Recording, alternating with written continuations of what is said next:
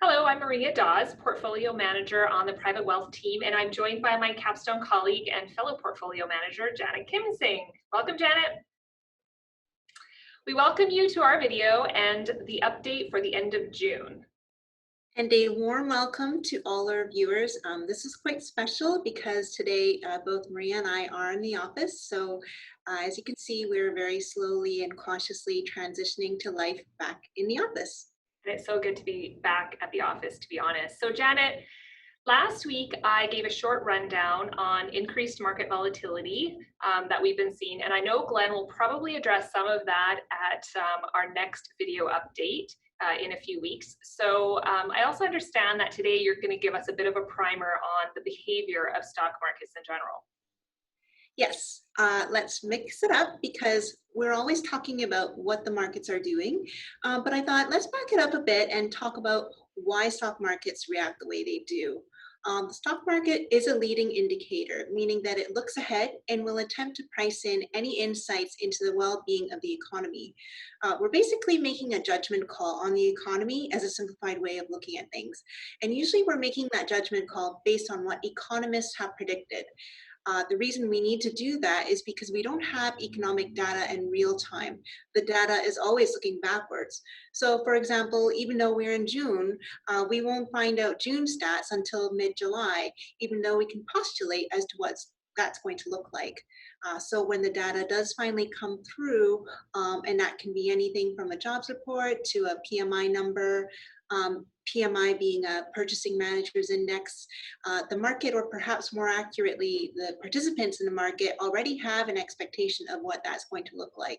If it's better than what the market predicted, we will see a rally, and then vice versa. Right. So I think we saw a good example of this just recently with the job numbers in May, right?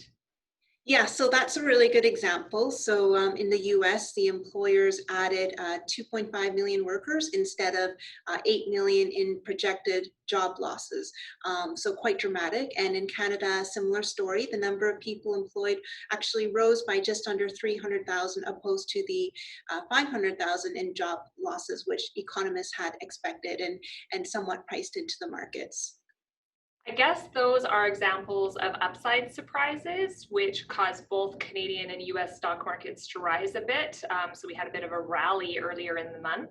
And obviously, we can also have surprises on the downside as well. But I think it is always interesting to see how expectations versus reality really do end up playing out in the market. Exactly. And I could go into so much more detail, but just a small snippet for now. And bond markets is a whole different story, and maybe we'll save that for another edition. Because Maria, I think you want to talk to us a little bit about one of our funds. Yeah, so today I want to talk about diversification within a fund. We always are talking about diversification here at Capstone, and I want to illustrate this concept using our traditional equity pool, which has stock market exposure. So most clients probably hear us stress you need good diversification. And typically when we talk about that, we're referring to having a well-balanced portfolio overall, so incorporating all different types of uncorrelated assets. But you can also have diversification within an asset class itself. And I think this is something that is a bit underrated or flies under the radar when it comes to traditional equity funds. Because it's not just some passive index fund that we're managing that would, say, track the S&P. It's an actively managed fund. And our goal in this is to produce equity-like returns, but with reduced volatility. So how do we achieve that amidst market turmoil? Well, that's achieved through diversification within the fund itself. And if I can just interject here, because I think what we tend to see in a typical equity fund is quite often a home bias.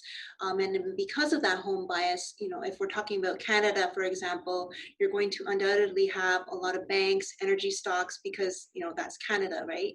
Yeah, that's exactly right. So you have a lot of exposure in one country to certain concentrated sectors.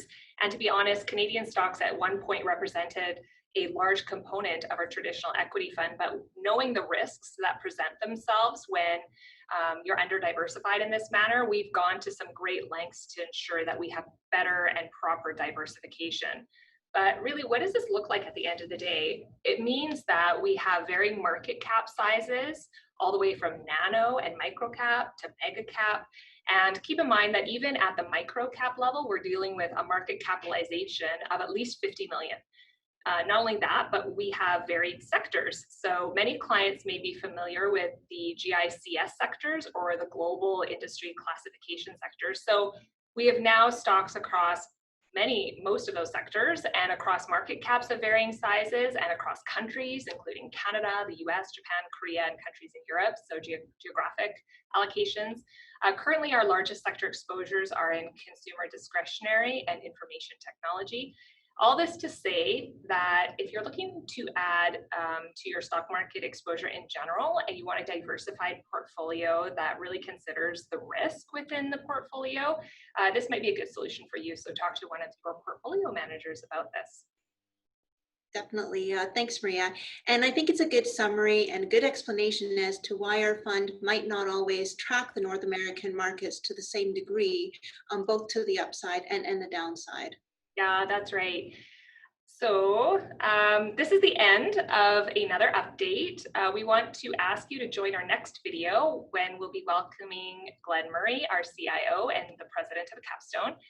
He's going to do a thorough quarterly review in a few weeks. So if there's any particular questions you'd like addressed, please let us know about those, because we'll happily get him to answer all the tough questions. And until then, see you next time. Bye.